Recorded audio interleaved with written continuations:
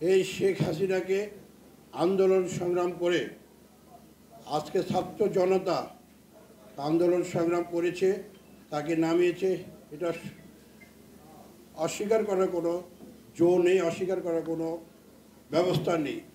তারপরেও গত 17 বৎসর আমরা যারা রাজনীতি করি, এই যে জয়নুল আবেদিন ফারুক ভাই সহ আমরা, ফারুক ভাই নিজে অ্যাসল্ট হয়েছে, আমাদের নামে 300-র অধিক মামলা, জেল খেটেছি, সমস্ত কিছু। আজকে ছাত্র জনতার পাশাপাশি আন্দোলন সংগ্রাম করেছে এই দেশের আপামর জনতার, এবং এই আন্দোলনটা ছিল এক কথা বলা ছিল পুরা বাংলাদেশের রিক্সাওয়ালা থেকে শুরু করে শ্রমজীবী সমস্ত সবাই। আজকে এটা যদি কেউ বলে যে একক কৃতিত্ব অমুকের, এটা কোনো সঠিক হবে না।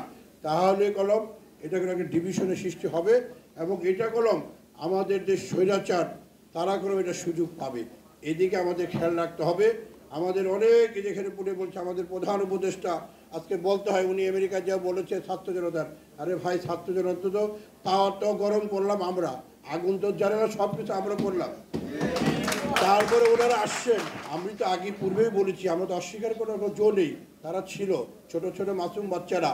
আজকে গতকালকে আমি দেখলাম যে একটা মহিলা এই শিশুর থেকে জরিপ আসছে, সেখানে 2000-এর মতো শিশু তারা গুলিবিদ্ধ হয়েছে, তারা মাইর খেয়েছে, তারা হয়েছে।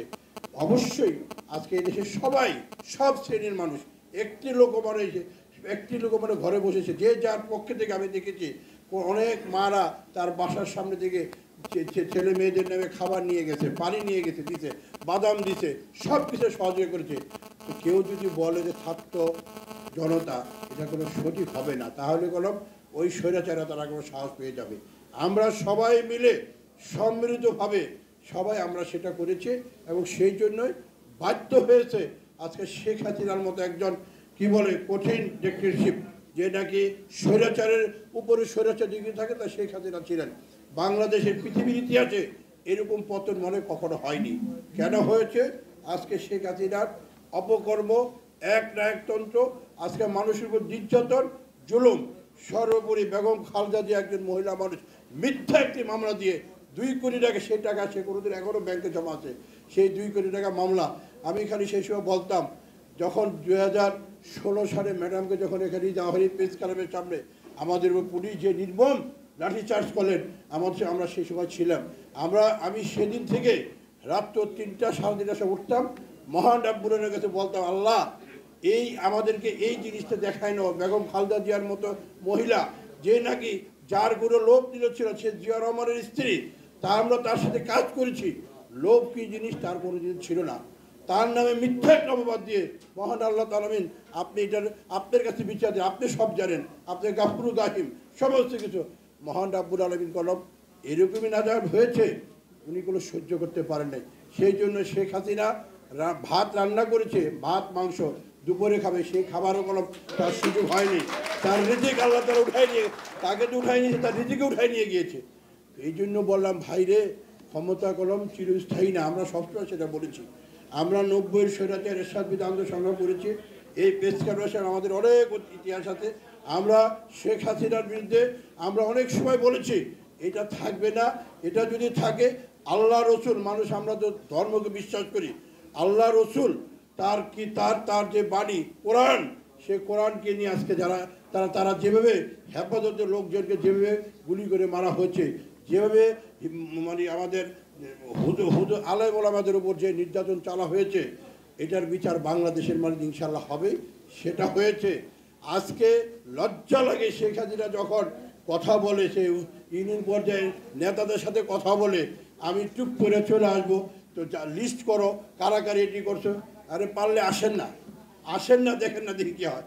বাংলাদেশের মানুষ আমাদের লাগবে না, আমরা রাজনীতি আমাদের লাগবে না, এই দেশের জনগণ রিক্সাওয়ালা থেকে শুরু করে সমস্ত শ্রেণীর আপনাকে এখান থেকে বিদায় করে দেবে, তারাই যথেষ্ট।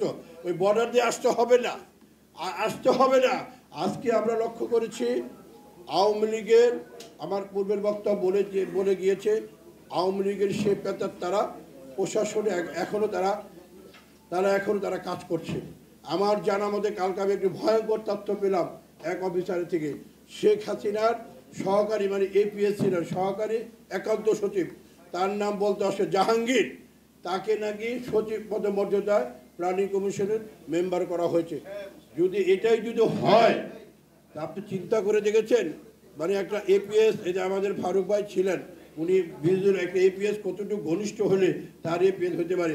সে যদি প্রশাসন এখনও থাকে, তার থাকার কথা হলো এখন জেলখানায়, সে এখনও ওই প্ল্যানিং কমিশনে কৃষির দায়িত্বে সে আছে। এটা যদি প্রশাসন হয়, আমি আজকে মিডিয়ার সামনে বলবো, দয়া করে আপনারা এই জিনিসগুলো প্রচার করেন।